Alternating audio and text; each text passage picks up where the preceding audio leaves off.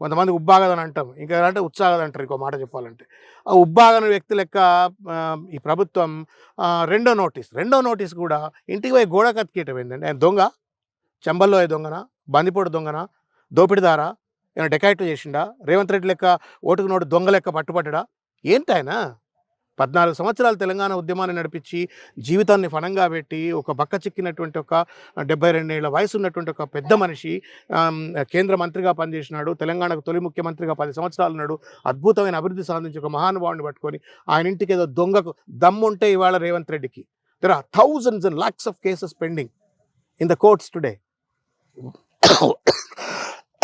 Warrants ఉన్నాయి, సమన్లు ఉన్నాయి. ఒకటి ఎఫిషియెంట్గా అడ్మినిట్ చేసే దమ్ము లేదు. కానీ ముఖ్యమంత్రి గారు, తొలి తెలంగాణ ముఖ్యమంత్రి అయిన కేసీఆర్ గారికి మాత్రం నోటీస్ ఇంటికి అతికిస్తామని చెప్పని నీ అఫీషియల్ ఆయన గజ్వేల్ శాసనసభ్యుడు. గజ్వేల్ శాసనసభ్యుడికి ఇక్కడ ఇల్లుంది అని చెప్పని ఒక కొత్త నిర్వచనాలు పట్టుకొచ్చి ఆయన ఏదో హ్యూమిలియేట్ చేస్తే ఏమవుతుంది? ఇప్పుడు సూర్యుడి మీద తువా నూస్తే ఎక్కడ పడుతుంది? నా ముఖం మీద పడుతుంది కదా.